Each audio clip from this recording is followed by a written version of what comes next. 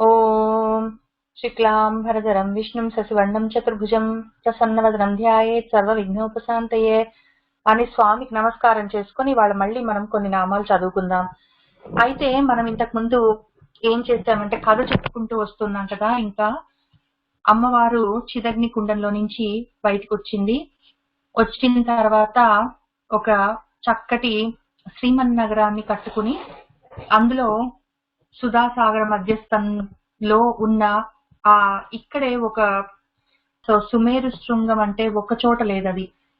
మనకి ఆధ్యాత్మికంగా సుమేరు అనేది పల్సేటింగ్ డైమెన్షన్ లో ఉంటుంది. అందులో అక్కడి నుంచి మనం వెళ్ళొచ్చు. లేదా మనం కళ్ళతోటి చూసే సుమేరు అంటే మనకు 3 డైమెన్షనల్ గా ఉన్న శ్రీచక్రము. మూడోది మనకి యాక్చువల్ గా హిమాలయాల్లో ఎక్కడో ఉన్న సుమేరు శృంగమే. శృంగం అంటే శిఖరాలు. మేరు పర్వతానికి ఉన్న శిఖరాల మధ్యలో ఉన్న ప్రదేశము అది మూడోది. నాలుగోది మన శరీరమే సుమేరు. అందులో ఉన్న మధ్యలో శ్రీమన్నగరం మనకు ఉన్నది. వెలుగులతో నిండి ఉండి మన కోరికలన్నీ తీర్చగలిగిన చింతామణి గృహము మనలోనే ఉన్నది. అందులో మనకి మనం ఏంటంటే దాని చుట్టూ మనకి చాలా కోరికలనే రకరకాల విషయాలన్నీ దాని చుట్టూ అల్లుకొని అందులో ఉన్న చింతామణి గృహము దాని వెలుగులు అంత తెలియట్లేదు అనమాట. కాబట్టి ఒక్క చోట ఉండదు.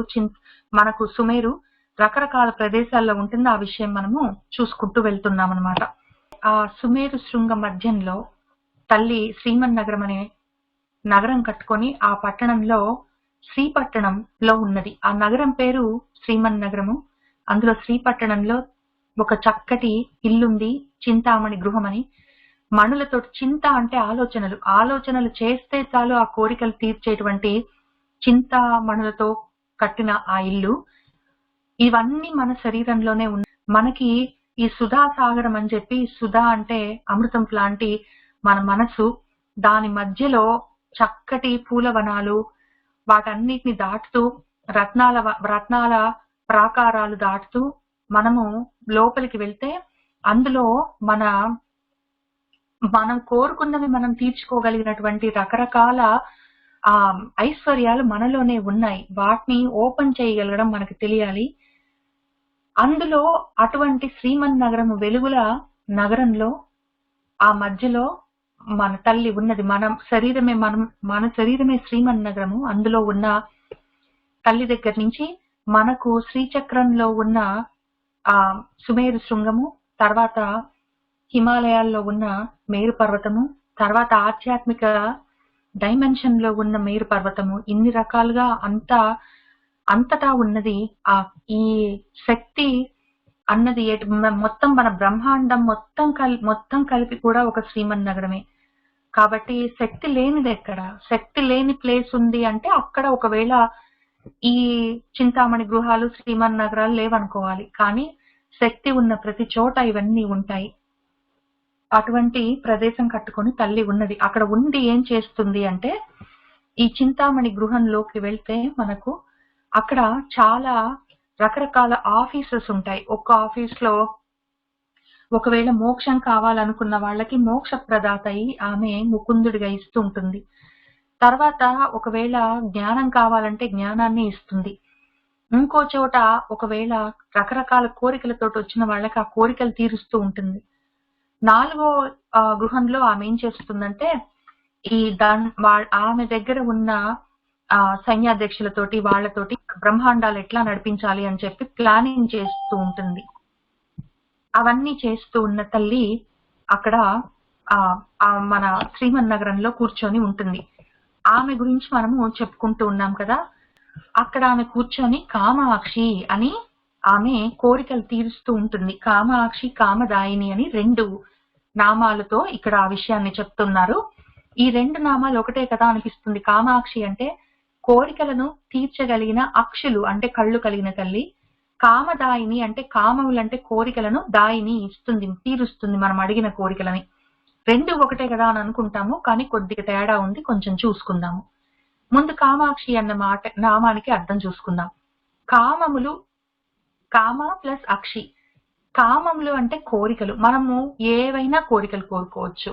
మనకి 4 రకాల కోరికలు ఉంటాయి. కానీ కోరికలు అంటే మనకి చెప్పడం కొంచెం చాలా కోరికలు ఉంటాయి. 4 కావాలని ఎట్లా సెటిల్మెంట్ చేసుకుంటాం అనిపిస్తుంది కానీ వాటిని మనం పురుషార్థాలంటే చాలా ఈజీ.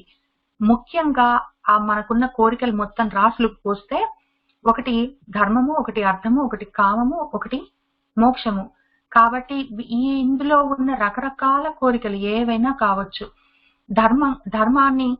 ధర్మం మనము ధార్మికంగా బ్రతకడం గురించిన కోరికలు, లేదా డబ్బులు సంపాదించడం కోసం ఉన్న కోరికలు, లేదా ఏదో సంపాదించిన అర్థంతో సుఖాలకి మనము సుఖపడడానికి అవకాశం ఉన్న పదార్థాలు, వస్తువులు కొనుక్కోవడానికి కావలసిన కోరికలు, చివరికి మోక్షము. అటువంటివి అన్ని రకాల కోరికలని కళ్ళతోటే ఇవ్వగలిగిన తల్లి కాబట్టి ఆమె కామాక్షి.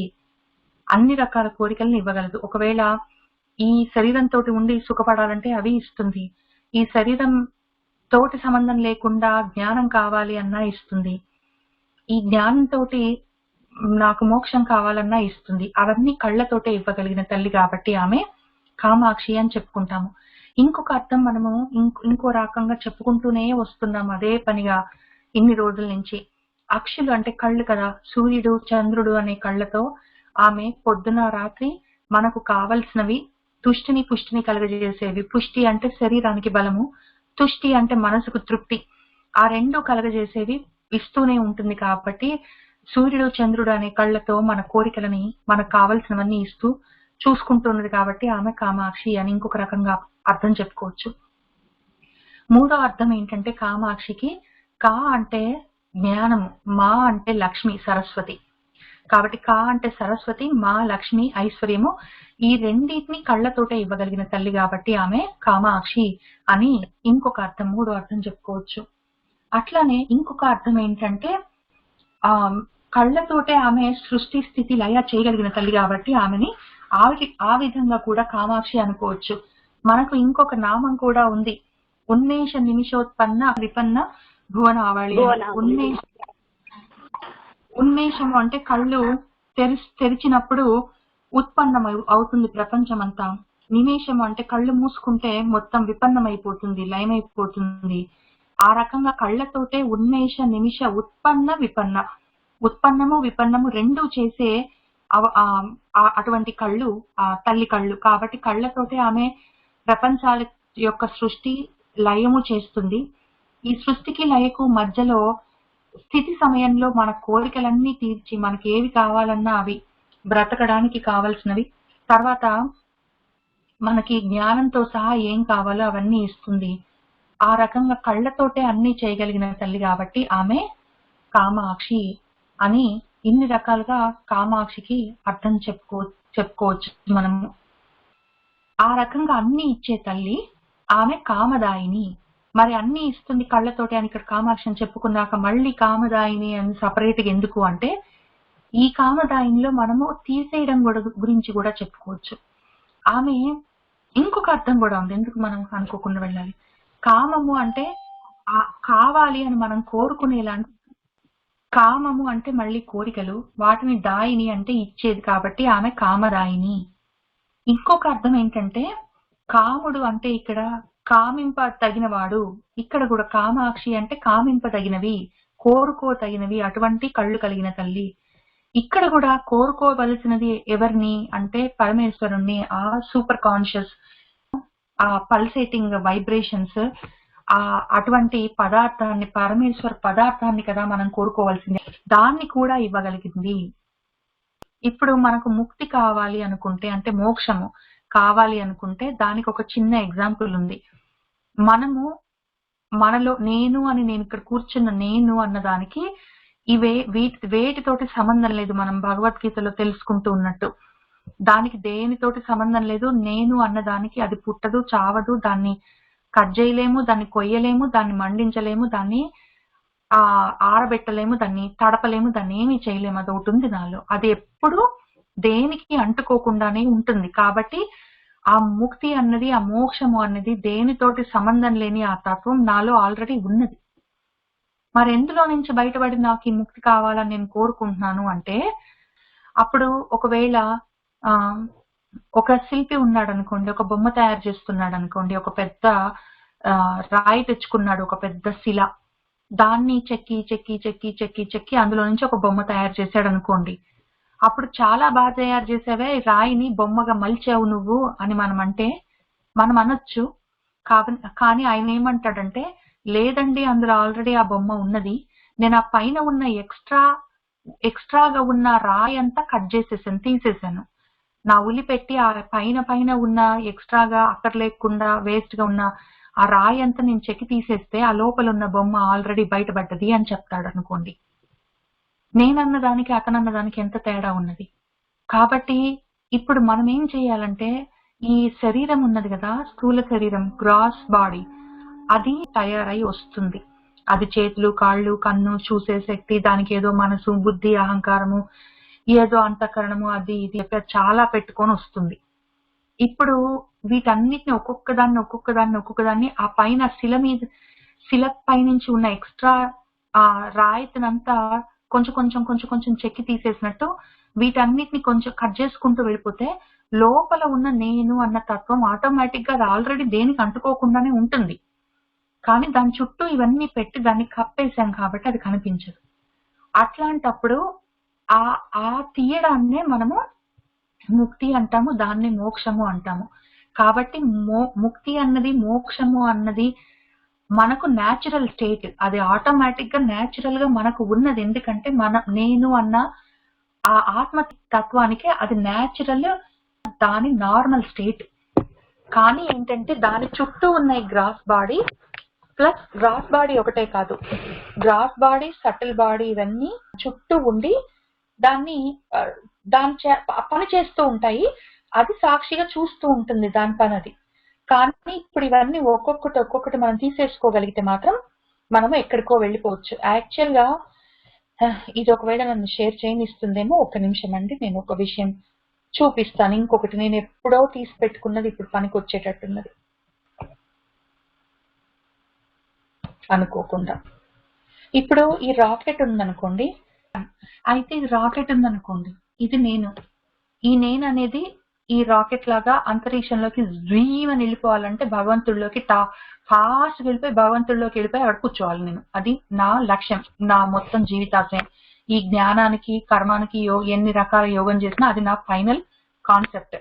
ఇప్పుడు ఈ రాకెట్, నా బాడీ అనే రాకెట్ ని నేను ఎట్లనన్నట్లు తీసుకెళ్లి దేవుళ్ళలో కలిపేయాలి. అది నా పని. దానికి ఏం చేస్తానంటే, ఫస్ట్ది దాని చుట్టూ దాన్ని పట్టుకొని ఉంచిన ఇన్ని రకాల సామాన్లు ఉంటాయి. మన నాసా దగ్గర ఫొటోస్ ఇవి. నాసా వాళ్ళు అమెరికా అంతరిక్షంలోకి పంపించే రాకెట్ ఒకటి ఫొటోస్ ఇవి. సో దాన్ని పట్టుకొని ఇన్ని రకాలుగా ఉంటాయి, అది పడిపోకుండా లాంచింగ్ టైం వరకు దాన్ని పట్టుకొని ఉంటాయి. అవి ఫస్ట్ తీసేయాలి. సో ఇది నా గ్రాస్ బాడీ అనుకోండి, స్థూల శరీరం, మీనా అన్న శరీరం అనుకోండి, ఇది ముందు తీసేయాలి. ఇది తీసేసిన తర్వాత అప్పుడు ఇది అసలు కనీసం కదలడానికి, పైకి వెళ్ళడానికి అవకాశం ఉంటుంది. ఈ శరీరం ఉన్నంత వరకు ఇక్కడే పట్టుకొని అది భూమి మీద ఆపేస్తుంది కదా, కదలకుండా. ఈ ఒకవేళ రాకెట్ నేను లాంచ్ చేసినా కూడా ఇవి పట్టుకొని ఆపేస్తే ఇంకా అప్పుడు ఇది కదలడానికి ఉండదు. కాబట్టి ఫస్ట్ ఈ గ్రాస్ బాడీని లేకుండా చేసుకోవాలి, అది ఫస్ట్ ఆప్షన్ లెవెల్. దాని తర్వాత దాన్ని ఇగ్నైట్ చేస్తే అది ఆకాశంలోకి వెళ్ళడం మొదలు పెడుతుంది కదా. అప్పుడు అంటే మనం నెక్స్ట్ లెవెల్ డైమెన్షన్స్ లోకి వెళ్తూ ఉంటాం కదా, ఒక్కొక్క స్టెప్. మన కాన్షియస్నెస్ ని, అవేర్నెస్ ని, మన చుట్టూ ఉన్న పల్సెస్ ని పట్టుకోవడానికి ప్రయత్నం చేస్తూ ఉన్నప్పుడు మనం ఇప్పుడు 3 డైమెన్షనల్ లో ఉన్నాము. 4th డైమెన్షన్ కొంచెం అర్థం అవుతుంది.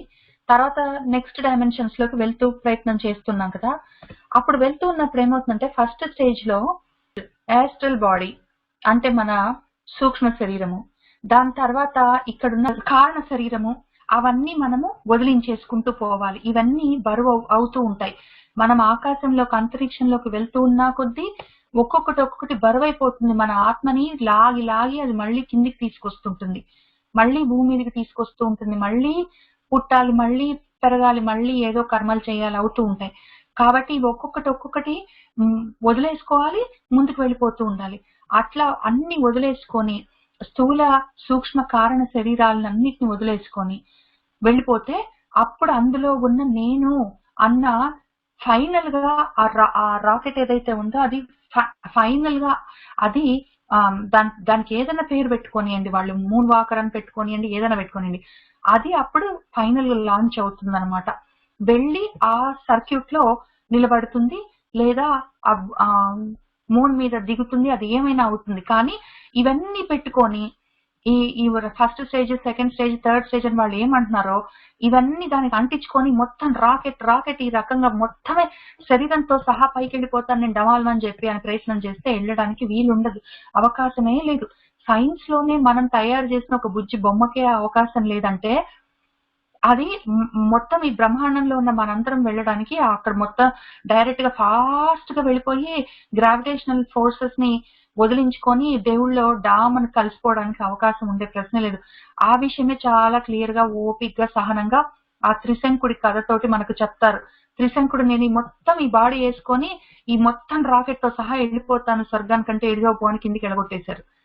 మధ్యలో అటు ఇటు కాకుండా అయిపోయాడని అక్కడ రాశారు. కానీ ఆ రకంగా ఉంటాం మనం, అటు ఇటు కాకుండా పోతాం, అటు ఇటు కాకుండా పోవచ్చు, లేదా కిందికి వచ్చి మళ్ళీ ఇక్కడే పడవచ్చు. కాబట్టి మొత్తం బాడీ వేసుకొని స్థూల శరీరంతో వెళ్ళిపోవడానికి అవకాశం ఉండనే ఉండదనమాట. కాబట్టి అవి ఎన్ని రకాల శరీరాలు ఉన్నాయని చెప్పి ఈ చిన్న ఎగ్జాంపుల్ తోటి మనం అర్థం చేసుకోవచ్చు. మనం ప్రయత్నం చేయాలి, అవన్నీ ఒక్కొక్కటి వదిలించుకోవాలి. ఈ రకంగా ఎంత సైన్స్ కి మనం చెప్పుకునే విషయాలకి ఎంత క్లోజ్ గా రిలేషన్ ఉంటుందో చూస్తే ఆశ్చర్యం అనిపిస్తుంది. కాబట్టి ఇవే శరీరాలని ఇవి బొమ్మలు పెట్టుకోగానే వెంటనే నేను ఈ శరీరాల గురించి రాసుకున్నాను. మనకు స్థూల శరీరము అంటే ఈ గ్రాస్ బాడీ, ఈ మొత్తం ఇదంతా ఎంత వేటితో తయారై ఉంటుంది అంటే పంచభూతాలతో ఉంటుంది. ఆకాశం ఉంటుంది, మనకు మన శరీరంలో గాలి ఉంటుంది, నీరు ఉంటుంది, నిప్పు ఉంటుంది, ఆ వేడి, భూమి ఉంటుంది, మనం తినే అన్నము అవన్నీ మొత్తం తినే అన్నం అంతా ఎముకలు కండరాల్లాగా. ఆకాశం అంటే ఒకవేళ కడుపులో బాగా ఫుల్ గా తిని ఇంకొక ముద్ద ప్లేస్ ఉందంటే అది కూడా తిని మళ్ళీ కొంచెం ఇంకెందుకైనా మంచిదని ఇంకా కొంచెం తిని కూర్చుంటే ఈ ఆకాశం అనే స్పేస్ మన కడుపులో లేకపోతే మనము నిలబడలేము, చాలా కష్టం అవుతుంది. వాకింగ్ చేసి కొంచెం అయినా స్పేస్ తయారు చేయవలసి వస్తుంది. లేదా మన నరాల్లో స్పేస్ లేకపోతే ఈ రక్తం కూడా కదలడానికి అవకాశం ఉండదు. అట్లా ఆకాశంతో సహా ఇవన్నీ మన శరీరంలో ఉంటాయి. తర్వాత మనం చెప్పుకున్నట్టు షడ్వికారాలు ఉంటాయి. అస్థి, జాయతే, వర్ధతే, పరిణమతే అని చెప్పి వినశ్యతి అని. తర్వాత మనలో పంచకోశాల్లో స్థూల శరీరము అన్నమయ కోశం తోటి మొత్తమే తయారై ఉంటుంది. తర్వాత ప్రాణమయ కోశాన్ని ఈ స్థూల శరీరము, సూక్ష్మ శరీరము షేర్ చేసుకుంటాయి. అందులోనే సూక్ష్మ శరీరంలో మనోమయ కోశం కూడా ఉంటుంది. ఈ పంచకోశాల గురించి మళ్ళీ మనము ఎట్లయినా చెప్పుకుంటాం ఇదే లలితా సహస్రనామంలో కూడా. తర్వాత ఈ సూక్ష్మ శరీరంతో జ్ఞాన శరీరము కూడా తయారై ఉంటుంది. అందులోనే మన మనసు, బుద్ధి పనిచేస్తూ ఉంటాయి. ఈ మనసు, బుద్ధి, అందులో ఉన్న భావనలు, మన ఆలోచనలు, ఫీలింగ్స్ అట్లాంటివన్నీ కూడా మనం ఇక్కడ వదిలిపెట్టవలసి వస్తుంది. ఇక్కడ ఈ నెక్స్ట్ లెవెల్లో ఇక్కడ ఇది అయిపోయిన తర్వాత ఇక్కడ లాంచ్ చేసే కన్నా ముందు ఇవన్నీ వదిలిపెట్టవలసే వస్తుంది. ఇంకా దాని చుట్టూ ఉన్న మనసు గాని, మనసుతోటి మనం ఆలోచించేవి గాని, మనసుతోటి మనం ఫీల్ అయ్యేవి గాని, ఈ ఫీలింగ్స్, ఈ ఆలోచనలు, నేను అనుకుంటున్నాను, నాకు ఇది ఇష్టము, ఇట్లాంటివన్నీ వదలకపోతే ఈ సూక్ష్మ లింగ దేహాన్ని మనం వదిలిపెట్టలేమన్నమాట. ఇంకా అనవసరం కష్టం. ఇంక ఇక్కడే ఉంటాం మనం. కావాలంటే ఏమవుతుందంటే మళ్ళీ వెనక్కి వచ్చి కింద పడతాం, సముద్రంలోనన్నా పడతాం, భూమి మీదనన్నా పడతాం, ఎక్కడో దగ్గర పడతాం, దమాన్న పేలుతాం. మళ్ళీ అవన్నీ చిన్న చిన్న ముక్కలు అవుతాయి. వాటన్నిటిని మళ్ళీ జంక్ లాగా తీసుకొచ్చి మళ్ళీ తయారు చేసి మళ్ళీ ఆ జంక్ తోటి మళ్ళీ బాడీ తయారు చేసి మళ్ళీ పంపిస్తాం. కాబట్టి మనం ఇక్కడ భూమి మీద పడితే మన శరీరము మన అన్నమయ ప్రాణమయ కోశాలతోటి పంచ భూతాలతోటి తయారైన ఈ గాలితోటి, నిప్పుతోటి, నీరుతోటి తయారు చేయన ఈ బాడీలో మొత్తం భూమిలో కలిసిపోతుంది. గాలిలో, నీరులో. మళ్ళీ దాంతో ఆ ట్రాష్ తోటి మళ్ళీ ఇంకొక బాడీ తయారు చేసుకొని మళ్ళీ ఇంకొక బాడీ పెట్టుకొని మళ్ళీ ఇక్కడ తిరుగుతాం. కాబట్టి ఆలోచనలు, నాకు ఇది ఇష్టం, నాకు అది ఇష్టం లేదు, నేను ఇది అనుకుంటున్నాను, ఇది నా నిర్ణయము అని ఇట్లాంటివన్నీ ఇక్కడ మనసుకి, బుద్ధికి సంబంధించినవన్నీ ఇక్కడే వదిలిపెట్టవలసి వస్తుంది. అప్పుడే ఆ నెక్స్ట్ లెవెల్కి వెళ్తాం. ఆ తర్వాత కారణ శరీరం ఉంటుంది మనకి. ఈ కారణ శరీరం థర్డ్ స్టెప్ అనుకున్నాం కదా, అది ఆనందమయ తత్వము. ఇక్కడ మన రకరకాల అనుభవాలన్నీ పోయిన జన్మవి, అంతకన్నా ముందు జన్మవి, అవన్నీ ఇక్కడ ఉంటాయి. ఇవన్నీ కూడా మనం ఎట్లనో ఒకట్లా వదిలించుకోవాలి. ఎట్లా అని తెలుసుకోవడమే మనం లలితా సహస్రనామైనా, విష్ణు సహస్రనామం, ముఖ్యంగా భగవద్గీత ఇవన్నీ చదవడం. ఎందుకంటే ఇంతవరకు ఏదైనా మనం చేయగలము. కనీసం మనసు కంట్రోల్ చేసుకుంటాం, బుద్ధి కంట్రోల్ చేస్తాము, కావాలంటే శరీరానికి ఎంత కావాలో అంత ఇస్తాం. ఇంతవరకు కొంచెం ఏమైనా చేయగలమేమో. కానీ ఇక్కడి నుంచి ఈ అనుభవాలని, వాసనలని, ఇంతకు ముందు నా కొన్ని కోట్ల జన్మల్లో నుంచి నేను తెచ్చుకుంటున్నాను, వాటిని ఏ రకంగా నేను కంట్రోల్ చేసుకోగలను ఈ బుజ్జి శరీరంలో, ఈ చిన్న జీవితంలో? ఇది తెలుసుకోవడానికి మనకు భగవద్గీత లాంటివన్నీ ఉన్నాయి. అదే ప్రాక్టీస్ చేస్తూ ఉంటాం. అప్పుడు ఈ బీజాన్ని మనము తీసేసుకోగలిగితే, ఈ బీజం అన్నది ముఖ్యం, ఇది గుర్తుపెట్టుకోండి. ఇదంతా ఎందుకు చదువుకుంటున్నామంటే మళ్ళీ మన లలితా సహస్రనామంలో ఇదే విషయం చెప్పుకుంటున్నామే, ఎట్లానో చెప్పుకుందాం, చూద్దాము. కాబట్టి ఈ బీజనాశనం కావాలి. నీ దుంపదగా అని తిట్టాడు. ఎవరన్నా తిట్టాలంటే మనం నీ దుంపదగా అని తిడతాం, కానీ అది యాక్చువల్ గా ఆశీర్వచనము. నీ దుంపదగా అంటే మొత్తం ఈ బీజము, కర్మపాశాలు మొత్తము ఆ బీజంతో దుంపతో సహా మొత్తం పోయిందంటే మళ్ళీ పుట్టవలసిన అవసరం ఉండదు. ఇంకా మొత్తం ఇవన్నీ పోయినట్టే లెక్క, ఇవన్నీ కట్ అయిపోయినట్టే లెక్క. అప్పుడు ఇది ఒక్కటే లాంచ్ అవుతుందన్నమాట. నేను అన్న నా ఆత్మ ఒక్కటే ఉంటుంది అప్పుడు. కాబట్టి ఈ మొత్తం ఈ దుంపతో సహా పోయిందంటే ఎంత అదృష్టం! అది యాక్చువల్ గా ఒక చక్కటి ఆశీర్వచనము. ఆ తర్వాత ఈ దుంపతో సహా ఈ బీజంతో, కర్మ బీజాలతోటి, వాసనలతోటి సహా అన్ని పోగొట్టుకోగలిగితే ఈ ఆత్మ అన్నది ఒకటి మిగులుతుంది. దీన్ని మనము సాధించాలి. ఎట్లా చేస్తామో తెలియదు. కాబట్టి అక్కడ ఉన్నామన్నమాట మనం ఇక్కడ. అటువంటి కామములను ఆమె ఇవ్వగలదు, తీసేయగలదు. ఇప్పుడు ఇక్కడ మనకు కామము అన్నప్పుడు పరమేశ్వరుణ్ణి చేరుకునే దారిని ఆమె చూపిస్తుంది. పరమేశ్వరుణ్ణి, కామేశ్వరుణ్ణి తీసుకొచ్చి మన ఎదురు కూర్చోపెడుతుంది. ఇదే అలాగే మనల్ని కామేశ్వరుల్లో కలిపేస్తుంది, ఆ సూపర్ కాన్షియస్నెస్ లో కలుపుతుంది. కాబట్టి ఆమె కామదాయిని. ఇక్కడ కామాక్షికి మనము ప్రాపంచిక విషయాలతో దగ్గర నుంచి మొదలుపెట్టి నేను అన్న శిల్పాన్ని పైన ఉన్న ఎక్స్ట్రా రాతిని తీసేసినట్టు నా కర్మ బీజాలతో సహా నా దగ్గర ఉన్న ఈ సామానంతా తీసేయడానికి హెల్ప్ చేస్తుంది. అది కామాక్షి.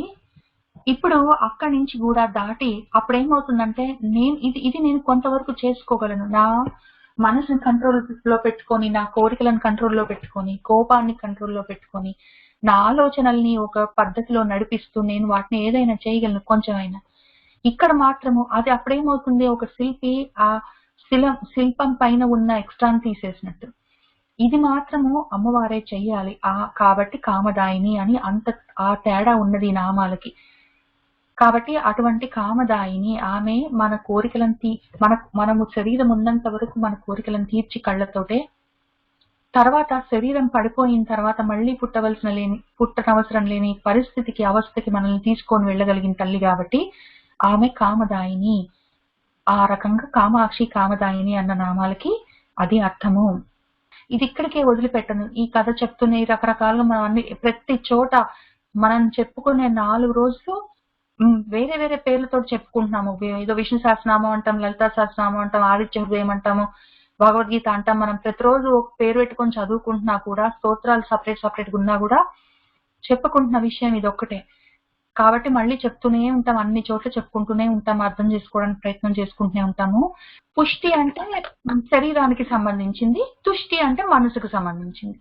శరీరానికి కూడా ఏమి రోగాలు జబ్బులు లేకుండా ఉండాలి, అది బలంగా ఉండాలి, సంతోషంగా ఉండాలి, హ్యాపీగా ఉండాలి. అట్లాంటివే మళ్ళీ మనసుకి కూడా ఉంటే మనసు కూడా బలంగా ఉండాలి, శాంతంగా ఉండాలి, ఆనందంగా ఉండాలి అంటే దాన్ని తుష్టి అంటాం. తృప్తి, తుష్టి, పుష్టి. ఆ రకంగా. ఇప్పుడు మనం కథలోకి వద్దాం. సరే, కొంచెం సీరియస్ మ్యాటర్ చెప్పుకున్నాం కదా, ఇప్పుడు కొంచెం ఫన్ స్టఫ్ చెప్పుకుందాం. అయితే వీళ్ళందరూ దేవతలందరూ ఉన్నారు కదా, వాళ్ళందరి కోసం అని చెప్పి మన మహాభైరవుడు మహాయాగాన్ని చేస్తే అందులోంచి అమ్మవారు చిదగ్ని కుండంలో నుంచి వచ్చింది. చిత్ అంటే మన చేతనా శక్తి, మన జ్ఞానం, అందులో నుంచి బయటకు వచ్చింది తల్లి. జ్ఞానంలో నుంచే వస్తుంది ఎప్పుడైనా శక్తి అనేది. కాబట్టి ఆమె వచ్చి చక్కగా గల్లు గల్లు అనుకుంటూ వచ్చి నిలబడ్డది ఇక్కడ, పెళ్లి చేసుకున్నది. తర్వాత శివ కామేశ్వరాంకస్త శివ స్వాధీన వల్లభ అని పెళ్లి చేసుకుని ఆయన దగ్గర కూర్చున్నది, ఆయన ఒళ్ళోనే. అప్పుడు చక్కగా ఒక ఇల్లు కట్టుకున్నది, సెటిల్ అయింది. ఇంకా చక్కటి అందమైన అంత పెద్ద నగరం అది, అందరూ ఉన్నారు. దేవతలందరినీ మళ్ళీ వెనక్కి తీసుకొచ్చింది కదా ఆమె శక్తి. వాళ్ళు శక్తి లేక నిర్వీర్యం అయిపోయి, బలం తగ్గిపోయి, నీరసంతో, రసం లేక, దేని మీద ఇంట్రెస్ట్ లేక, అబ్బా నాకు చాలా డల్ గా ఉంది, వాళ్ళ చాలా నీరసంగా ఉంది, నాకు అసలు దేనికి శక్తి లేదు అనుకుంటూ తిరుగుతున్న వాళ్ళందరూ ఇప్పుడు బాగా అయ్యారు. బాగా పుష్టితోటి తుష్టితోటి స్ట్రాంగ్ గా ఉన్నారు, హ్యాపీగా ఉన్నారు. అక్కడ పైగా ఆమె కామాక్షి కళ్ళతోటే వాళ్ళ కోరికలన్నీ తీరుస్తూ ఉన్నది. కామదాయిని వాళ్ళు ఏది అడిగితే అది ఇస్తూ ఉన్నది. వాళ్ళు చక్కగా ఆమె మీద స్తోత్రాలు చేసుకుంటూ, పాటలు పాడుకుంటూ, భజనలు చేసుకుంటూ అందరూ హ్యాపీగా ఉన్నారు. చూసి చూసి చూసి నారదుడి పాపం వచ్చాడు. ఇది మళ్ళీ మనము వెనక్కి వెళ్ళి మనము బ్రహ్మాండ పురాణంలో కథ చెప్పుకుంటున్నాం అనమాట. అయితే అప్పుడు మరి నారదుడు వెళ్ళి, అమ్మ నువ్వు బానే ఉన్నావు, దేవతలు బానే ఉన్నారు, కానీ బండాసురుడు కూడా బయట బానే ఉన్నాడు. మొత్తము బ్రహ్మాండాల్లో ఉన్న ప్రాణుల యొక్క శక్తినంతా పీలుస్తున్నాడు. లోపల నుంచే మొత్తము రసాన్ని లాగేస్తున్నాడు. చెట్లల్లో రసాలు లేవు, సముద్రాల్లో లేకపోతే నదులలో వాట్లలో రసం అనేది ఎక్కడ ఉన్నదో అది అన్ని చోట్ల నుంచి తీసేస్తున్నాడు. అందరూ రసం లేక నీరసమైపోయారు ఒక్కొక్కళ్ళు. ఈ నీరసమైపోయిన ప్రపంచాలని, బ్రహ్మాండాలను మరి బాగు చేయడానికి కదా వచ్చావు, ఏమైనా చెయ్యి అని అడుగుతాడు. అప్పుడు సరే పదా మరి చేద్దాంపా, యుద్ధం చేద్దాము అని చెప్పి ఆమె యుద్ధం అనుకోదు ముందు. అసలు అతను బాగుపడతాడేమో బండాసుడు చూద్దామని ముందు మన స్వామిని పంపిస్తుంది శివదూతి, శివంకరి అన్న నామాల దగ్గర. అయితే అతను వినడు మాట. వినకపోతే సరే ఇంక యుద్ధం తప్పదు. అప్పుడు ఏం చేసిందంటే ఆమె సరే మరి మన ప్రయత్నం మనం మొదలు పెడదాం అనగానే, దేవర్షి గణ సంఘాత స్థూయమాన ఆత్మ వైభవ, అందరూ ఆమెని గొప్పగా స్తోత్రాలు చేస్తున్నారని చెప్పుకున్నాం కదా. దేవతలు, ఋషులు, మిగిలిన గణములు అందరూ, మొత్తం దేవతల గణాలు, ఋషుల గణాలు అందరూ సంఘాతంగో అందరూ గుమిగూడి అందరూ చక్కగా గొప్పగా స్థూయమానం ఆమెను స్తోత్రాలు చేస్తూ ఉన్నారు.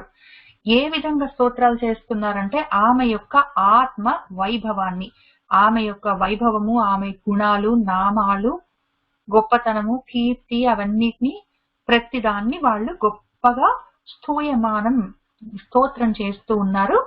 అటువంటి సమయంలో ఆమె ఏం చేసిందంటే, దీన్ని ఎట్లా చదవాలంటే, దేవ ఋషి గణ సంఘాత స్థూయమాన ఆత్మ వైభవ, దాన్ని కలిపి చదివితే దేవర్షి గణ సంఘాత స్థూయమాన ఆత్మ వైభవ, మొత్తం 16 అక్షరాలు ఒకటే నామము.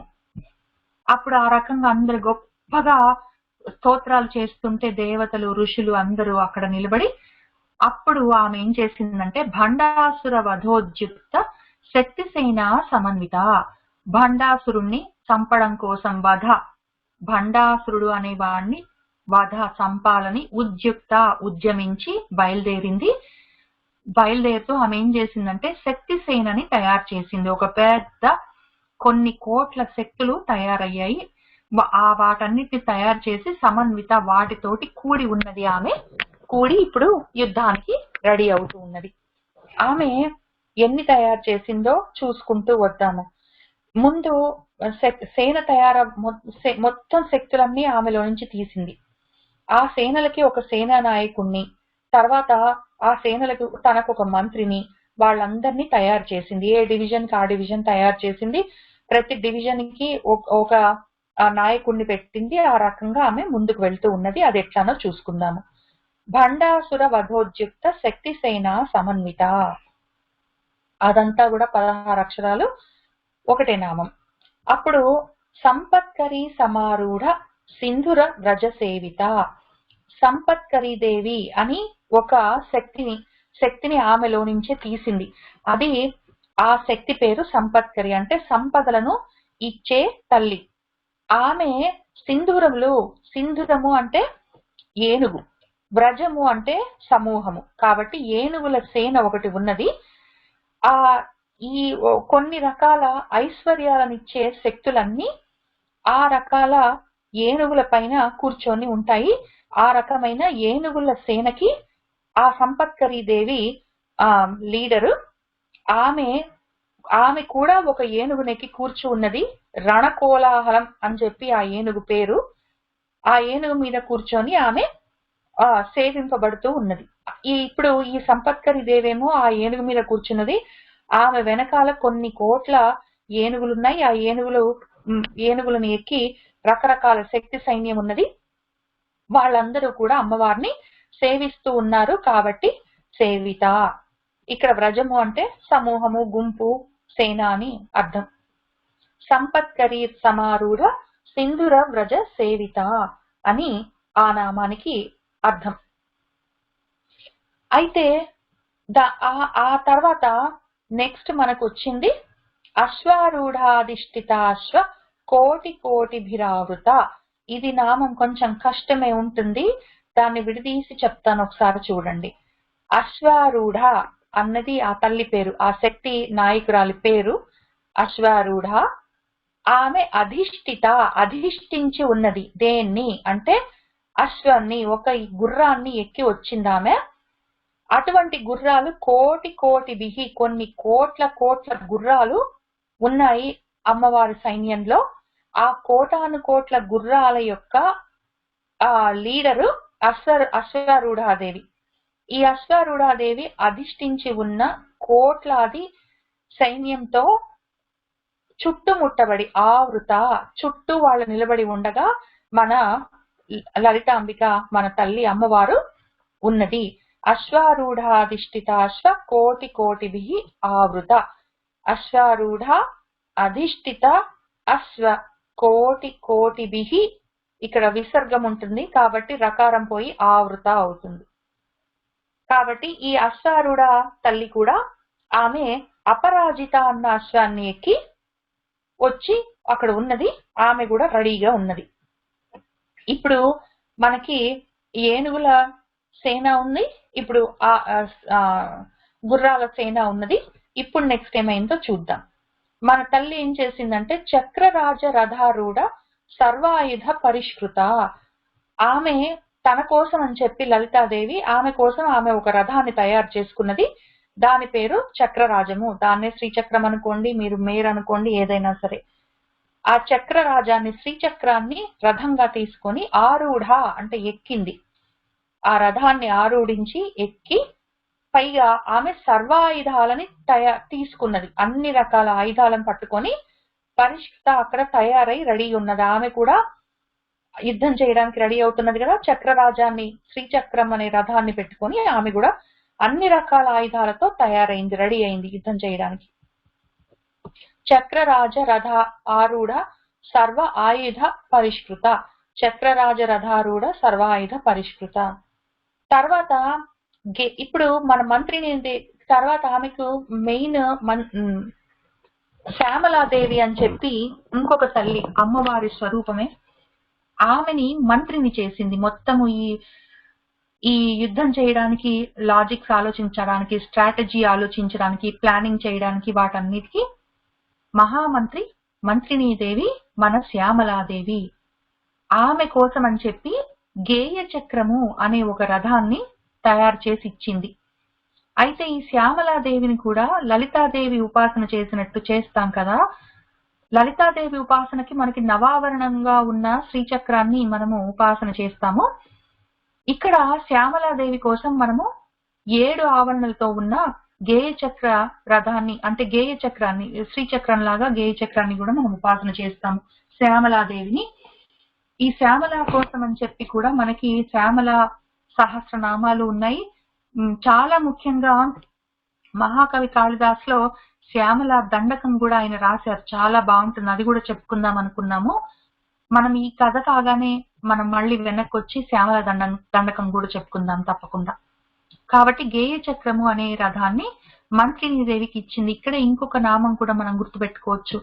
అక్కడ గుర్తున్నదా మీకు? మంత్రిని న్యస్త రాజ్యదూహు అని చెప్పి ఒక నామం వస్తుంది తర్వాత ఇంకో చోట. మంత్రిని న్యస్త రాజ్యదూహు అంటే ఆమెకు ఉంగరం తొడిగి నువ్వు ఇవాళ నుంచి మన సేనలన్నిటికీ మంత్రినివి, మహామంత్రివి అని చెప్పి ఆమెకు మహామంత్రి పట్టాభిషేకం చేసింది కదా. ఆ నామాన్ని ఇక్కడ కలుపుకోవచ్చు. కాబట్టి గేయ చక్రం అనే రథాన్ని మంత్రినీదేవికి, శ్యామలాదేవికి ఇచ్చింది. శ్యామలాదేవి ఆ రథంలో పక్కన కుడివైపు ఉన్నది. అక్కడి నుంచి ఆమె లలితాదేవికి ఆ యుద్ధంలో సహాయం చేస్తూ ఉన్నది. తర్వాత కిరిచక్ర రథారూఢ దండనాథ పురస్కృత, వారాహి దేవత అని చెప్పి ఈమె దండనాథ అన్నప్పుడు ఆ తల్లి వారాహీదేవి కోసం అని చెప్పి ఆమె దండనాథుడు మొత్తం సైన్యానికి, అమ్మవారి శక్తి సైన్యాలన్నిటికీ ఆ దండనాథాదేవి మన వారాహీదేవే సైన్యాధ్యక్షురాలు. ఆమె కోసం అని చెప్పి కిరిచక్రం అని చెప్పి ఒక రథాన్ని తయారు చేసిస్తే దాన్ని ఆరూఢ ఎక్కి ఆ దండనాథ తల్లి వారాహి తల్లి ఉన్నది. ఆ తల్లి కూడా అమ్మవారి పక్కనే ఉండి ఆమె మొత్తం సైన్యంతో పాటు రెడీ అయింది యుద్ధం చేయడానికి. కిరిచక్ర రథారూఢ దండనాథ పురస్కృత. ఆ తర్వాత ఏం జరిగిందంటే వీళ్ళందరూ ఈ రకంగా యుద్ధానికి తయారయ్యారు. వాళ్ళు యుద్ధానికి తయారై బయలుదేరుతూ ఉంటే అప్పుడు ఏం జరిగిందంటే ఈ విషయము మన బండాసుడికి తెలిసింది. తెలిసి బండాసుడికి మహా కోపం వచ్చింది. నేను ఒక పని చేస్తుంటే వీళ్ళు ఒక పని చేస్తుంటారు, ఎప్పుడు చూసినా ఫైటింగ్ కి బయలుదేరి వస్తుంటారు అని చెప్పి పట్టించుకోనట్టున్నాడు. ఈ లోపల మీటింగ్ పెట్టుకున్నారు అందరూ. మరి అటు సైడ్ మనవాడికి కూడా ఉన్నారు కదా బాడీస్. ఇప్పుడు శూన్యక పట్టణం అని వాడికి ఒక పట్టణం ఉంది పాపము. ఆ పట్టణంలో చాలా మంది ఉన్నారు. అందులో ఆయనకి కూడా సైన్యాధ్యక్షులు ఉన్నారు, ఆయనకు కూడా ఏదో తమ్ముళ్ళు ఉన్నారు, కొడుకులు ఉన్నారు, మొత్తము పట్టణం నిండా మనుషులు ఉన్నారు. చాలా పెద్ద హడావిడి ఉంది కదా మరి పాపం ఆయనకు కూడా. అటు సైడ్ ఏం జరుగుతుందో చూద్దాం. ఇటు సైడ్ అమ్మవారి సైడ్ శ్రీమన్నగరం వరకు చెప్పుకొని మనకు ఇటు సైడు మన శ్యామలాదేవి, వారాహిదేవి, తర్వాత మన అశ్వారూఢ వాళ్ళందరి గురించి చెప్పుకున్నాం కదా. ఇప్పుడు అటు సైడ్ చూద్దాము వాడి సైడ్ ఎట్లా ఉందో పరిస్థితి. బండాసురుడికి శూన్యకము అన్న పట్టణం ఉంది. ఇక్కడ మనకు శ్రీమన్నగరం అని వెలుగులతో ఉన్న పట్టణం ఉంటే వాడికి శూన్యక పట్టణము అని చీకట్లతోటి ఏమీ లేని పట్టణం అవుతుంది వాడికి. ఆయనకి 2 తమ్ముళ్ళు ఉన్నారు, విశుక్రుడు, విషంగుడు అని చెప్పి. ఆయనకి 30 మంది కొడుకులు కూడా ఉన్నారు, చాలా మంది. చాలా పెద్ద సామాను ఆయనకు కూడా ఉన్నాయి. పైగా కుటిలాక్షుడు అని కళ్ళు వంకర టింకర కళ్ళున్నవాడు అన్నవాడు ఒకడు ఆయనకి సైన్యాధ్యక్షుడు. అప్పుడు ఏమైందంటే వీళ్ళందరితో ఒక మీటింగ్ పెట్టుకుంటే ఆ విశుక్రుడు చెప్పాడు, అన్నయ్య వాళ్ళు పెద్ద సైన్యం బయలుదేరారంట, వాళ్ళు కూడా యుద్ధానికి వస్తున్నారు, మనం కూడా ఏదైనా చేద్దాము అని అంటాడు. విషంగుడు ఇంకొక తమ్ముడు ఏమంటాడంటే మనం వెళ్ళి కొంతమంది స్పైస్ ని పంపిద్దాము, వాళ్ళు వెళ్ళి అటు సైడ్ చూసి ఏం జరుగుతుందో మనకి వాళ్ళ బలం ఎంతో ఏంటో కనుక్కొని వస్తారు. అది మనం జనరల్ ఎవరైనా రాజులు అట్లనే చేస్తారు కదా, పక్క సైన్యం శత్రు సైన్యంలో వాళ్ళ బలాబలాలు తెలుసుకోవాలి కదా ముఖ్యంగా అని చెప్పి అట్లా కనుక్కుందాము అంటే బండాసురుడు నవ్వుతాడు. ఇప్పుడు అంత అవసరమా మనకి అని చెప్పి ఎవరు వస్తున్నారంట అంటే ఏదో ఆడవాళ్ళందరూ శక్తిసేన అంతా తయారై వస్తున్నారంటే బాగా నవ్వొస్తుంది బండాసుడికి. ఏదో బండలని కట్ చేయడానికి పూలని లేక ఆకులని పంపించినట్టు ఈ ఆడవాళ్ళు వస్తున్నారు, వాళ్ళు ఏం గెలుస్తారు, ఏం పర్వాలేదు పో అంటే వీళ్ళు వినరు. విశుక్రుడు, విశంగుడు, కుటిలాక్షుడు లేదు, మనం జాగ్రత్తలో మనం ఉండాలని. సరే మీ ఇష్టం వచ్చింది చేసుకోండి అని చెప్తాడు. అప్పుడు కుటిలాక్షుడు ఏం చేస్తాడంటే 4 వైపులా శూన్యక పట్టణానికి 4 వైపులా 4 సేనలను పెడతాడు కాపలాకి. ఆ ముందు పట్టణానికి కాపలా సరిగ్గా పెట్టిన తర్వాత ఒక కొన్ని అక్షౌహిణుల సేనలనిచ్చి దుర్మదుడు అన్న ఒక లీడర్ ని ఇచ్చి పంపిస్తాడు, ఒక సేనకి అధ్యక్షుడిని పెట్టి. ఆ దుర్మదుడు చాలా మందిని తీసుకొని ఫైటింగ్ కి వెళ్తాడు. ఇక్కడ శక్తి సేనలు వచ్చి ఆ శూన్యకపట్నం ముందు నిలబడేసరికి అప్పుడు అందులో నుంచి సంపత్కరి దేవి అని మనం పైన చెప్పుకున్నాం కదా. ఇక్కడ ఈ సంపత్కరి దేవి ఆ ఏనుగుల పైన ఉండి యుద్ధం చేస్తుందని చెప్పాం కదా, ఆ రణకోళహలం మీద. ఆమె వస్తుంది ఫస్ట్. వచ్చినప్పుడు ఆమె తోటి కొద్దిగా యుద్ధం జరుగుతుంది. జరిగిన తర్వాత ఏమవుతుందంటే ఆ టైంలో మనవాడు దుర్మదుడు డైరెక్ట్ యుద్ధంలోకి వెళ్ళి చేయడానికి ప్రయత్నం చేస్తాడు. ముందు మొత్తం ఆ ఆర్మీ అంతా మన దుర్మదుడి ఆర్మీ అంతా చచ్చిపోయినాక అప్పుడు అతనికి కోపం వచ్చి మళ్ళీ ఆయనే వెళ్తాడు. ఆయనను కూడా సంపత్కరి చంపేస్తుంది. ఆయనను చంపేసిన తర్వాత వాళ్ళ తమ్ముడు ఒకడు ఉంటాడు, కురుందుడు అని.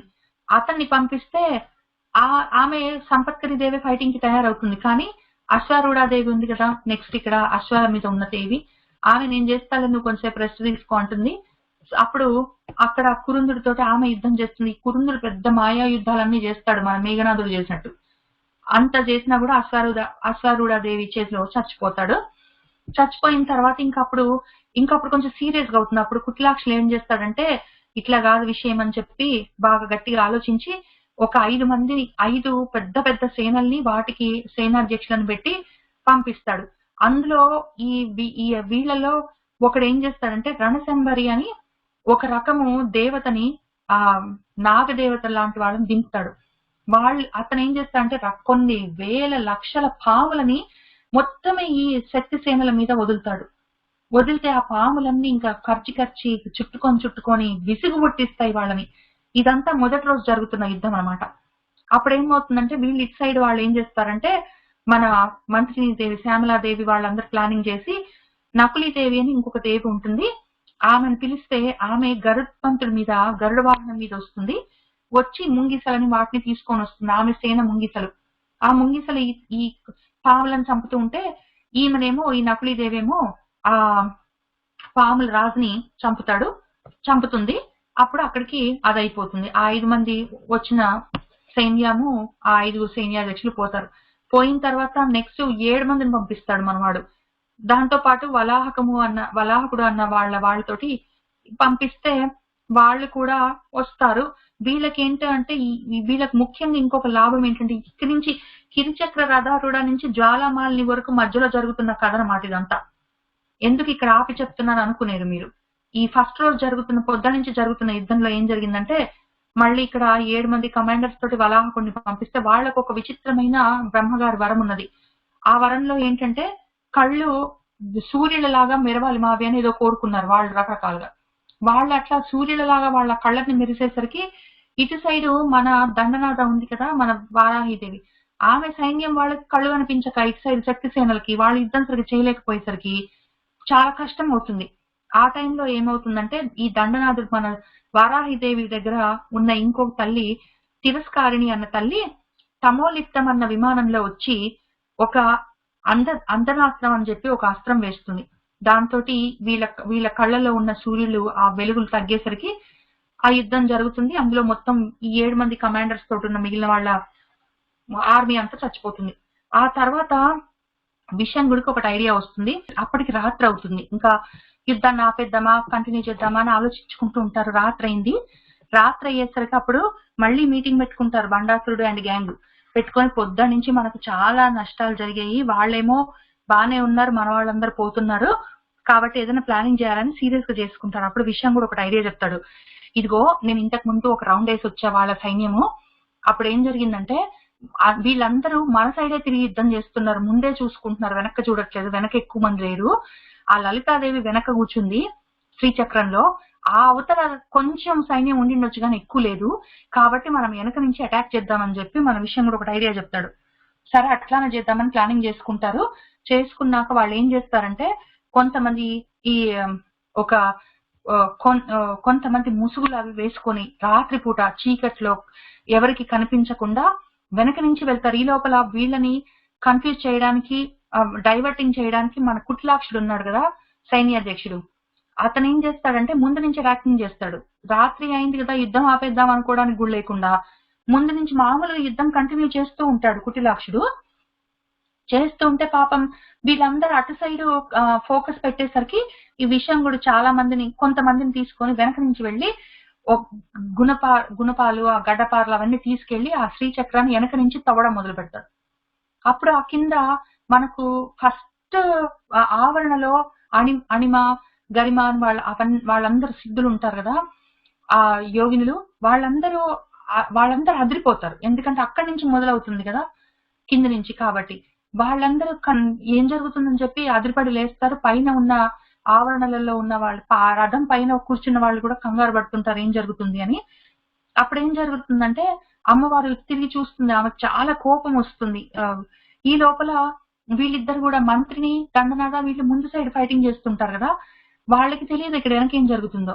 ఈ లోపల ఏమవుతుందంటే అమ్మవారితో పాటు ఆ పైన ఉన్న 8వ ఆవరణలో 16 మంది నిత్యాదేవతలు తిథి నిత్య కళలు కూర్చొని ఉంటారు కదా, వాళ్ళలో ఈ ఇద్దరు లేస్తారు. జ్వాలామాలిని అన్న తల్లి తర్వాత వాహినివాసిని అన్న తల్లి ఇద్దరు లేచి మేము వెళ్ళి చూసొస్తాం ఈ పని అని చెప్పి వాళ్ళు కిందికి వస్తారు. మిగిలిన వాళ్ళు కూడా 16 మంది తిథి నిత్య దేవతలు అందరూ కిందికి దిగి వస్తారు. వచ్చి ఈ ముసుగులు వేసుకొని వచ్చి విషంగుడితో పాటు ఫైటింగ్ చేస్తున్న వీళ్ళందరినీ చంపేస్తారు. విషంగుడు ఒక్కడు మాత్రం బతికి పారిపోతాడు. అక్కడి నుంచి విషంగుడు పారిపోయిన తర్వాత ఇంకా వీళ్ళు కూడా కొంచెం సీరియస్ అవుతారు. ముందు సైడ్ కుటిలాక్షుడు కూడా వెళ్ళిపోతాడు. అయితే ఇంకా అప్పుడు వెనక్కి తిరిగి వచ్చినాక తెలుస్తుంది వీళ్ళకి, పాపం ఈ మంత్రిని, మన శ్యామలాదేవికి వారాహిదేవికి ఏం జరిగిందో. వాళ్ళు చాలా బాధపడతారు. అయ్యో ప్రొటెక్షన్ సరిగ్గా పెట్టలేకపోయానే అని వారాహిదేవి పర్సనల్ గా తీసుకుంటుంది. నేను చూసుకోవద్దా, ముందు నుంచే ఫైటింగ్ చేస్తుంటే వెనక నుంచి ఇట్లా కష్టం అయితే చూసుకోకుండా నేను ఇంత రిస్క్ తీసుకున్నానే అని ఆమె చాలా టెన్షన్ పడుతుంది. ఈ లోపల ఏమవుతుందంటే వాళ్ళు ఆలోచించుకొని, సరే వెనక నుంచి ప్రొటెక్షన్ కోసం, మొత్తం అన్ని సైడ్ల ప్రొటెక్షన్ కోసం అని చెప్పి మనం ఏం చేద్దామంటే ఒక మాల తయారు చేద్దాము అని జ్వాలామాలిని అన్న తల్లి ఒక పెద్ద మంటలతో ఒక గోడ లాంటిది కడుతుంది. మొత్తం అన్ని వైపులా, 3 వైపులా కడుతుంది. ముందు సైడ్ కొంచెం ఏరియా వదిలేస్తుంది, ఎందుకంటే వీళ్ళు యుద్ధం చేయాలి కదా. మొత్తం రౌండ్ అప్ చేసుకుని శక్తిసేనల చుట్టూ గోడ కడితే మరి వీళ్ళు బయటకు వెళ్ళి ఫైటింగ్ చేయడానికి అవకాశం ఉండదు కాబట్టి కొద్దిగా ఓపెనింగ్ పెడుతుంది స్పేస్. అక్కడ దానికి స్తంభిని దేవి లేకపోతే విఘ్నాదేవి అని ఒక తల్లి ఉంది. ఆమె అక్కడ ప్రొటెక్టింగ్ చేస్తుంటుంది ఆ ఓపెనింగ్ ని. అక్కడి నుంచి మన శక్తి సేనలు బయటకు వెళ్తూ ఈ యుద్ధాన్ని కంటిన్యూ చేస్తూ ఉంటాయి. కాబట్టి ఆ రకంగా జ్వాలామాలినికా క్షిప్త వాహిని ప్రాకార మధ్యగా, వాహిని అంటే అగ్ని, అగ్ని ప్రాకారాన్ని అంటే అగ్నితో తయారైన గోడని కట్టి అందులో ఉండి మధ్యగా, దాని మధ్యలో ఉండి యుద్ధం కొనసాగిస్తూ ఉన్నది కదా తల్లి. కాబట్టి జ్వాలామాలినిక క్షిప్త అంటే ఆమె తయారు చేసి పెట్టింది, ఉంచింది. అటువంటి వాహిని ప్రాకారం మధ్యలో ఉండి అమ్మవారు యుద్ధం చేస్తూ ఉన్నది అని ఆ నామానికి అర్థం. అప్పుడు ఆ రకంగా జ్వాలామాలిని తల్లి ఉన్నది, వీళ్ళందరూ యుద్ధం చేస్తూ ఉన్నారు, అది నడుస్తూ ఉన్నది. ఆ రాత్రి ఇంకా యుద్ధం జరుగుతున్నది, ఇంకా చీకటిలోనే ఉంది, ఇంకా వెలుగులు రాలేదు. ఆ తర్వాత ఏమైందంటే అప్పుడే భండ సైన్య వధోద్యుక్త శక్తి విక్రమ హర్షిత, ఇంకా అప్పుడు చాలా సివియర్ గా అయ్యారు. ఈ జ్వాలామాలిని, అంతకన్నా ముందు జ్వాలామాలిని, తర్వాత వాసిని వీళ్ళిద్దరు కూడా వెలుగులతో నిలబడేసరికి ఆ రాత్రంతా బాగా వెలుతురు వచ్చింది కదా, ఆ లైట్ లో యుద్ధం సీరియస్ గా జరిగిందని చెప్పుకుంటున్నాం కదా. అప్పుడు భండ సైన్యం చాలా మంది చచ్చిపోయారు పాపం. భండ సైన్య వధ ఉద్యుక్త శక్తి విక్రమ హర్షిత, శక్తి సైన్యం బాగా విక్రమించి పరాక్రమంతో అంత చీకట్లో కూడా ఈ జ్వాలామాలిని వాసిని వాళ్ళు, ఈ జ్వాలవాహిని వాసిని మనకి పేర్లన్నీ తెలుసు కదా, మనం చూసుకున్నాం కదా, మనకు అమ్మవారి శ్రీచక్రంలో ఉన్న నిత్య కళలు, ఆ లిస్ట్ అంతా చెప్పుకున్నాం మనం ఇంతకు ముందు. కాబట్టి వాళ్ళు అంత గొప్పగా యుద్ధం చేస్తుంటే అది చూసి హర్షిత, ఆమె చాలా హర్షించింది. కాబట్టి భండ సైన్య వధ ఉద్యుక్త శక్తి విక్రమ హర్షిత, ఆమె ఎంతో హ్యాపీగా ఫీల్ అయింది, హర్షించింది, భేష్ భేష్ అన్నది చప్పట్లు కొట్టింది. ఆ రకంగా పరిస్థితి నడుస్తున్నది. అప్పుడు నిత్య పరాక్రమ ఆటోప నిరీక్షణ సముత్సుక, నిత్య దేవతలందరూ ఈ 16 మంది వాళ్ళు కూడా పరాక్రమాన్ని ప్రదర్శించి, వాళ్ళు ఆటోపం ఎంతో హడావిడితో ఈ మొత్తము ఈ విషంగుడు తీసుకొచ్చిన ముసుగు వీరులని, ఆయనతో వచ్చిన వాళ్ళతో వచ్చిన కొద్దిపాటి సైన్యాన్ని చంపేశారు కదా, విషంగుడు ఒకడు పారిపోయాడు. దాన్ని నిరీక్షణ చూసి సముత్సుక, చాలా ఉత్సాహపడిపోయింది అమ్మవారు, చాలా ఉత్సుకతతోటి చూసింది ఆ యుద్ధాన్ని, వాళ్ళ పరాక్రమము, వాళ్ళ ఆటోపాన్ని ఉత్సుకతతోటి చూసింది, చాలా సంతోషించింది, హర్షించింది. నిత్య పరాక్రమాటోప నిరీక్షణ సముత్సుక. అయితే ఇట్లా జరుగుతూ ఉన్న సమయంలో ఏం జరిగిందంటే వీళ్ళు ఈ లోపల భాండాసురుడు వాళ్ళ పిల్లల్ని, కొంతమందిని, 30 మంది పిల్లలు ఉన్నారు, వాళ్ళందరినీ యుద్ధానికి పంపించాడు మనవాడు. ఇంక మొత్తము సైన్యాధ్యక్షులు వాళ్ళందరూ పోయేసరికి ఇంకేం చేయాలో అర్థం కాక, అయితే సరే అని ఇంకా వాళ్ళతోటి యుద్ధం వీళ్ళు చేస్తూనే ఉన్నారు. మన శ్యామలాదేవి, వారాహిదేవి, సంపత్కరీదేవి, తర్వాత వాళ్ళు చేస్తూ ఉంటే యుద్ధము అశ్వారూఢాదేవి. ఈ లోపల బాలాదేవి లేచింది. అమ్మవారి పక్కనే బాలాదేవి ఉంది, బాలా త్రిపుర సుందరి. స్వామివారు కూడా, పరమేశ్వరుడు కామేశ్వరుడు కూడా అక్కడే ఉన్నాడు.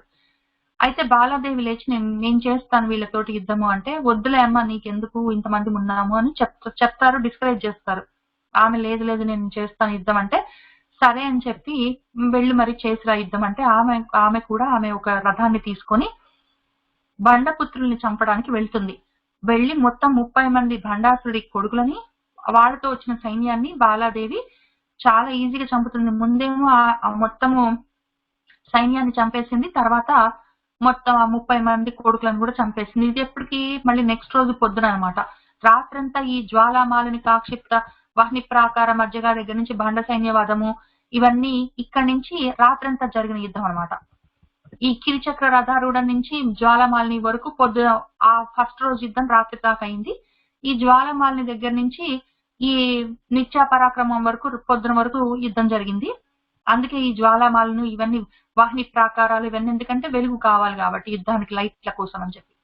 అదంతా అయ్యాక తెల్లవారిన తర్వాత 30 మంది కొడుకులు వచ్చారు. వాళ్ళందరినీ మన బాలా త్రిపుర సుందరి భాండపుత్ర వధ ఉద్యుక్త బాల విక్రమ నందిత, బాల చూపించిన విక్రమ పరాక్రమాన్ని చూసి నందిత ఆనందించింది మన లలితాదేవి.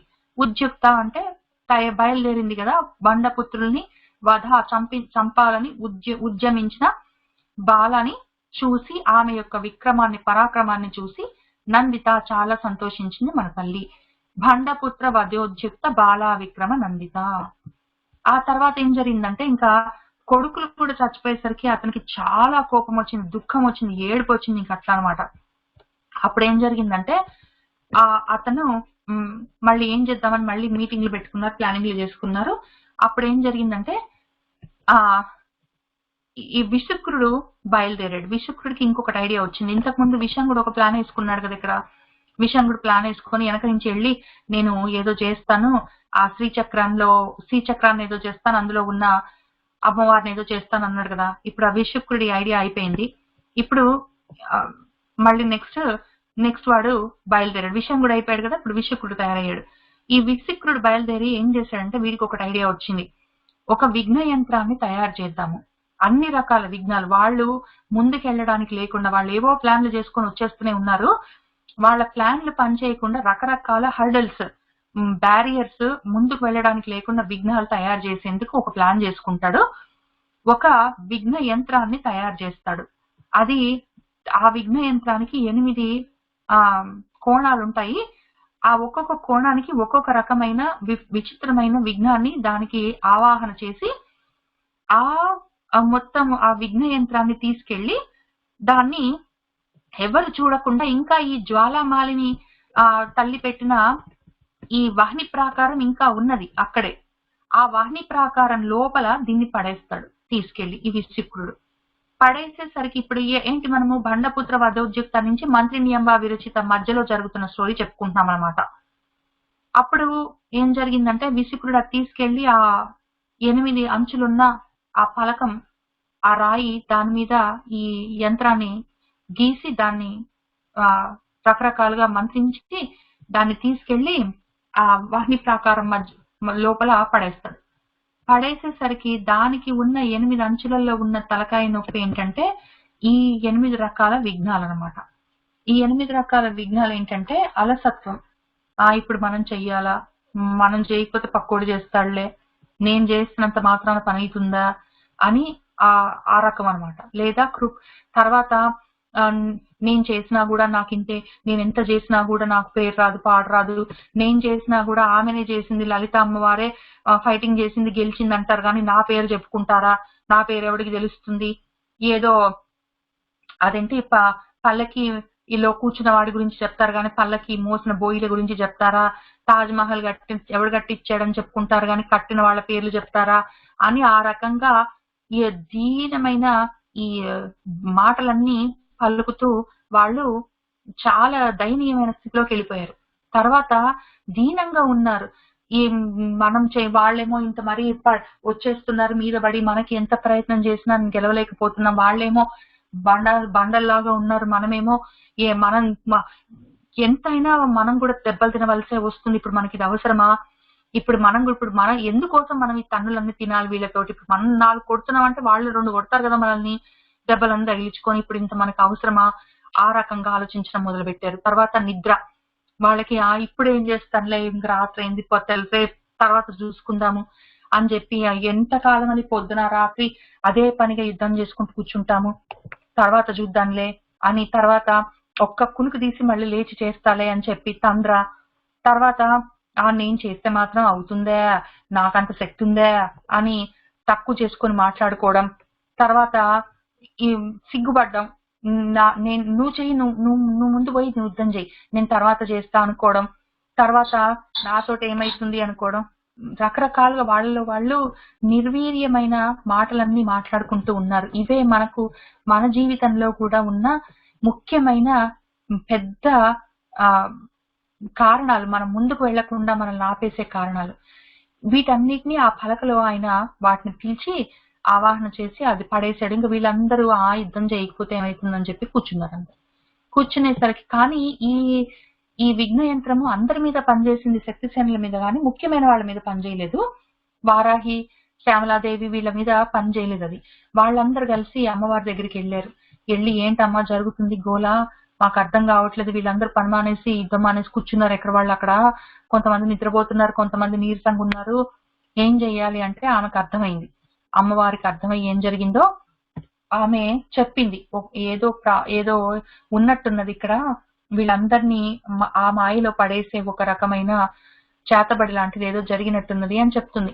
వాళ్ళందరూ వెతుకుతారు, వాళ్ళకి ఏం తెలియదు, అక్కడ ఏం జరుగుతుందో అర్థం కాదు, భయపడుతుంటారు. ఆ టైంలో ఏమవుతుందంటే అమ్మవారు కామేశ్వర ముఖాలోక కల్పిత శ్రీ గణేశ్వర అని చెప్పి అమ్మవారు ఏం చేస్తుందంటే ఒకసారి చూస్తుంది. ఆయన ముఖంలో ముఖం పెట్టి చూసేసరికి ఏమవుతుందంటే అప్పుడు చూసి నవ్వుతుంది. ఆయన ముఖం చూసి నవ్వేసరికి ఆయన కూడా నవ్వుతాడు. వాళ్ళ నవ్వుల్లో నుంచి గణేశ్వరుడు, మన విఘ్నరాజు వినాయకుడు పుడతాడు.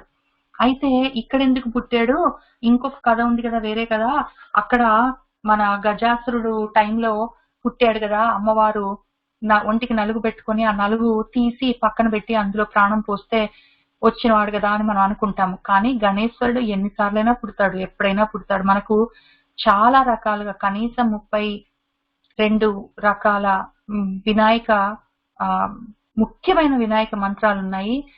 సిద్ధి గణపతి మంత్రాలు, తర్వాత విఘ్నాలను తీసేసే సంకష్ట మోచన మంత్రాలు, అట్లాంటివన్నీ. కాబట్టి మనము మామూలుగా వినాయక చవితికి పూజ చేసుకునేది లక్ష్మీ గణపతిని, మహాగణపతిని, శ్రీ గణపతిలో వాటిల్లో లక్ష్మీ గణపతిని పూజ చేస్తాము. అయితే మనకి ఒక్కొక్క గణపతికి, కొంతమంది గణపతులకి 2 దంతాలు ఉంటాయి, కొంతమంది గణపతులకు 10 చేతులు ఉంటాయి, కొంతమందికి 4 చేతులు ఉంటాయి. అట్లా రకరకాల గణపతి మంత్రంలో మనకు అక్షరాలు బీజాలు మారిన కొద్దీ గణపతి రూపాలు కూడా మారుతాయి. అన్ని రకాల కథలు కూడా ఉన్నాయి. ఎన్నోసార్లు ఆయన ఉద్భవించారు. ఈ సమయంలో ఇప్పుడు కామేశ్వరుడు, అమ్మవారు ఒకరినొకరు చూసుకొని సన్నగా నవ్వుకుంటే ఆ నవ్వులో నుంచి, ఆ శుద్ధమైన తేజస్సులో నుంచి పుట్టినవాడు మన గణేశ్వరుడు. ఆయన ఏం చేస్తాడంటే వచ్చి చూస్తాడు, ఏం జరిగిందమ్మా అని అడిగితే, ఏంటో మరి వీళ్ళందరూ ఇట్లా నిర్వీర్యం అయిపోయారు, నీరసంగా ఉన్నారు నాయన, ఏమైనా చేస్తావా అంటే తప్పకుండానే ఆయన ఆ చుట్టుపక్కలంతా చూసి ఈ విఘ్న యంత్రాన్ని కనిపెట్టి దాన్ని తీసి ముక్కలు ముక్కలు చేసి పొడి పొడి చేసేస్తాడు. ఇంకా అప్పుడు ఆ చేతబడి ఏం జరిగిందో అది పోయేసరికి అందరు లేస్తారు. ఏం జరిగిందో వాళ్ళకు కూడా అర్థం కాదు, ట్రాన్స్ లో నుంచి బయటికి లేచినట్టు లేస్తారు. అయ్యో ఏం జరిగింది, ఇట్లా కూర్చున్నామేంటి, అక్కడ యుద్ధం జరుగుతుంటే అనుకుని వాళ్ళు గబగబా మళ్ళీ యుద్ధం కంటిన్యూ చేస్తూ ఉంటారు.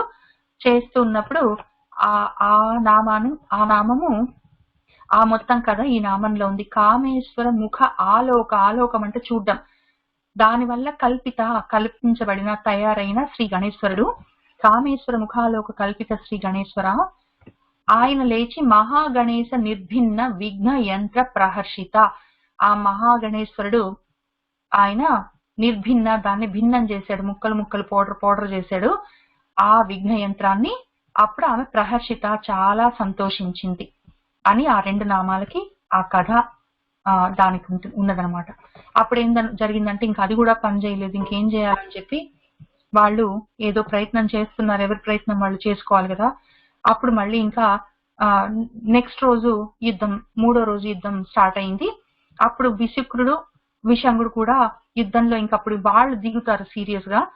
ఈ మన భండాసురుడి యొక్క తమ్ముళ్ళు, వాళ్ళిద్దరి సంగతి అయిపోయిన తర్వాత ఇంకా ఫైనల్ గా భండాసురుడు, ఆ కుటిలాక్షుడు వాళ్ళ సైన్యాధ్యక్షుడు కూడా వస్తారు. ఆ యుద్ధంలో 3వ రోజు యుద్ధం ఏం జరిగిందో, ఎట్లా జరిగిందో మనం వచ్చే వారం చూసుకుందాం. ఇప్పటికి కొంచెం టైం అయింది కాబట్టి ఇక్కడికి ఆపుతాము.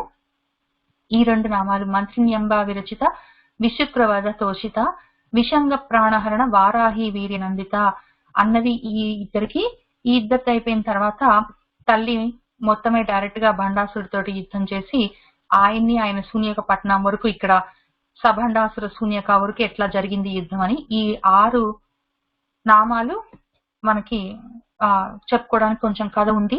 తర్వాత ముఖ్యంగా ఏంటంటే అమ్మవారు ఎక్కడో ఉన్నది, వీడెవడో భండాసురుడు ఉన్నాడు, యుద్ధం జరిగింది అని చెప్పుకుంటే మనకు అది ఎందుకు చెప్పుకుంటున్నామో తెలియాలి కదా. వీళ్ళందరూ ఎవరు, విషంగుడు ఎవరు, విశుక్రుడు అంటే ఎవరు, వారాహి తల్లి ఎవరు, తర్వాత సంపత్కరి తల్లి ఎవరు, అశ్వారుడ అంటే ఎవరు, ఈ విషయాలన్నీ మనకు తెలియాలి కదా. మనలో ఉన్న వీళ్ళందరూ భండాసురుడు అంటే ఎవరో లేరు, నాలోనే ఉన్నాడు.